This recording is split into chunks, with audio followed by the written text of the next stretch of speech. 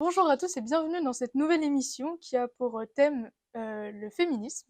Alors au programme, nous retrouverons un micro-trottoir, une chronique de Marina qui va parler du bicentenaire de la naissance de Julie Daubié. Nous retrouverons aussi une chronique sportive présentée par Lucas. Et enfin, Julien nous parlera du film The Last Daughter. Et maintenant, nous nous retrouvons en compagnie de Marina. Bonjour Marina. Bonjour Lucie. Alors, toi, tu vas nous parler justement du bicentenaire de la naissance de Julie Daubié, c'est bien ça? Oui, exactement. Comme vous avez pu le remarquer, une nouvelle fresque est apparue devant le portail il y a quelques semaines. Et cette toute nouvelle peinture murale ne représente personne d'autre que celle qui a donné son nom à notre lycée, Julie Victoire Daubié. Donc tout le monde ici est capable de dire rapidement qui est Julie Daubié. Et c'est la première bachelière de France et aussi celle qui par la suite a été la première licenciée.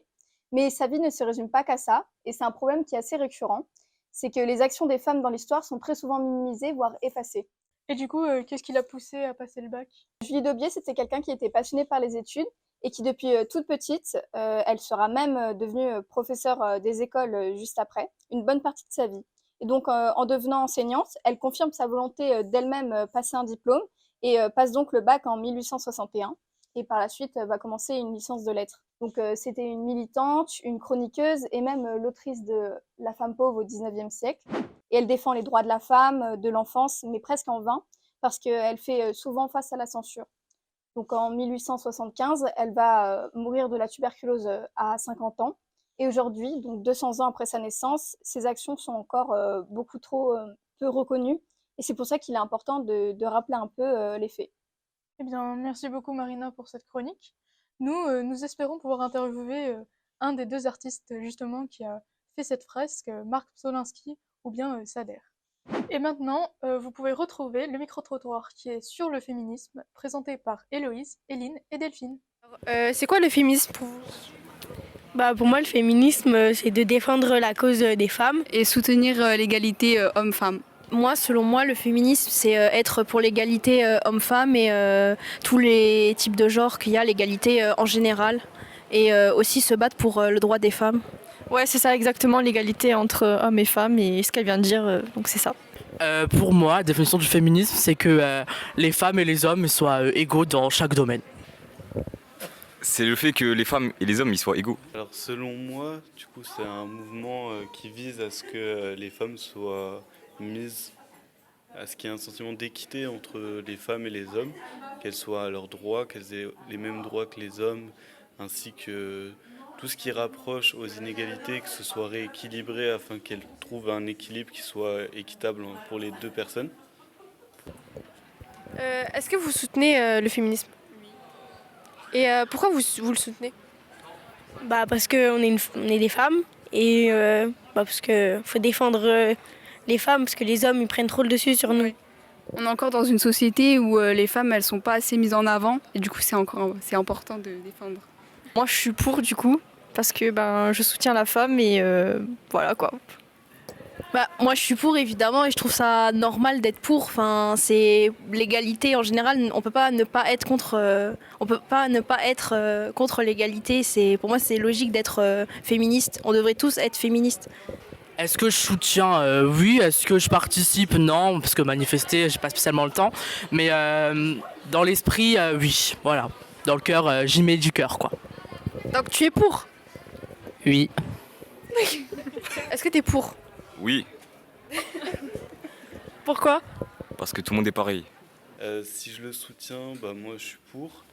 Ce que je soutiens moins, c'est le fait qu'il y ait des extrêmes, que ce soit pris d'un parti extrême, alors qu'en soi, les personnes-là, elles recherchent juste à se sentir au même stade d'égalité que tout le monde. Et du coup, moi, je soutiens activement les personnes qui sont dans cette cause-là et qui veulent le bien des femmes, justement, et que surtout leurs droits soient respectés et soient au même niveau que tout le monde. Et donc, toi, Lucas, tu as été à la rencontre d'une footballeuse du FC Metz, c'est bien ça? Est-ce que tu pourrais nous en dire un peu plus sur l'interview? Oui, le vendredi 15 mars, j'ai eu l'occasion d'aller au siège social du club pour interviewer Marine Morel, capitaine du FC Metz et en plus défenseur du FC Metz. On a pu parler de sa carrière, mais aussi du football féminin. Et ce qui est très intéressant à suivre dans cette interview, c'est que malgré le fait que le football féminin soit beaucoup critiqué ou même pas reconnu comme du football par certains, on voit clairement dans l'interview que c'est bien son métier, qu'elle s'y connaît beaucoup dans le football, et c'est vraiment un plaisir d'avoir pu échanger avec elle pendant une demi-heure.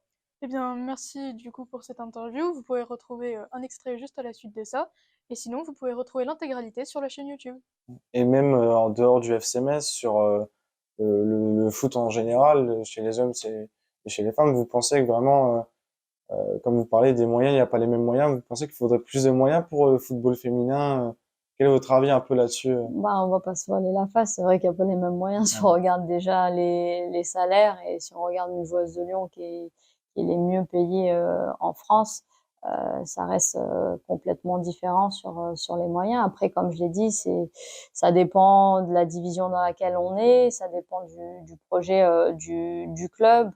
Le foot féminin avance, on a la mise en place d'une ligue professionnelle de football, ce qu'il n'avait pas avant. Qui permet juridiquement d'être reconnu comme quoi c'est notre métier. Donc c'est sûr que ça avance petit à petit, mais on n'arrivera jamais à la hauteur des garçons. Mais qu'il y ait de plus en plus de personnes qui investissent, on regarde sur les droits TV, on a quand même vraiment évolué par rapport là-dessus. Et donc, comme pour chaque émission, nous retrouvons Julien et sa chronique film. Alors aujourd'hui, tu vas nous présenter le film The Lost Daughter, c'est ça? C'est ça, ouais. Alors, dans la continuité de notre thème sur le féminisme, je vais vous présenter aujourd'hui donc le film The Lost Daughter, un film dramatique gréco-américain sorti en 2021, coécrit et réalisé par Maggie Gyllenhaal. Alors, il s'agit du premier film qu'elle réalise et elle recevra le prix du meilleur scénario à la Mostra de Venise en 2021. Et le film est aussi l'adaptation du roman Poupée volée de l'autrice italienne Elena Ferrante. Alors, de quoi il parle ce film? Raconte-nous. Alors, le film Lost Daughter va nous parler de Leda, mère divorcée, la quarantaine, professeure de littérature italienne dans une université. Après le départ de ses deux filles pour aller rendre visite à leur père au Canada, elle décide de prendre des vacances et part alors pour un voyage sur une île grecque. Nous découvrirons aussi au fur et à mesure du film le passé de Leda en tant que mère. Alors, le film est très bon, bien qu'il reste assez abstrait sur quelques points.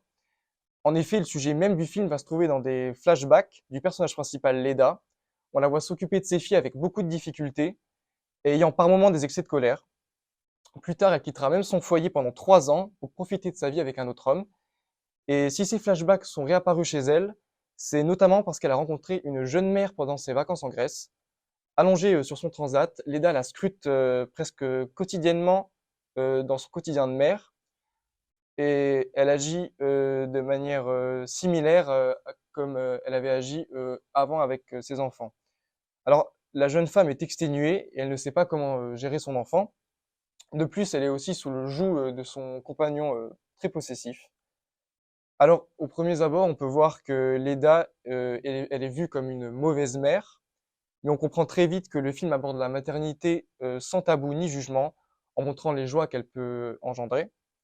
Il offre aussi une réflexion dans les relations familiales et les choix auxquels les femmes sont confrontées dans leur vie personnelle. La femme n'est pas seulement une mère ou une ménagère, c'est aussi une femme active, professionnelle, ainsi qu'une amoureuse. Pour pouvoir tout gérer à la fois, elle doit faire des choix, se donner des priorités, et en général, c'est sa famille, ses enfants, son couple qui reste sa priorité absolue. Ainsi, elle doit se sacrifier certains plaisirs dans sa vie, contrairement à la plupart des hommes qui se focalisent essentiellement sur leur carrière, laissant la plupart du temps la gestion du quotidien et de la vie domestique à leur compagne. Alors, The Lost Daughter, c'est donc un film touchant et émouvant, recommandé aux amateurs de drame psychologique et d'histoire mettant en scène des femmes fortes et fragiles à la fois. Bien, merci beaucoup, Julien, pour cette présentation. De rien. Nous arrivons maintenant à la fin de cette émission, alors merci de l'avoir suivi, et nous nous retrouvons dans une prochaine émission sur la thématique des Jeux Olympiques.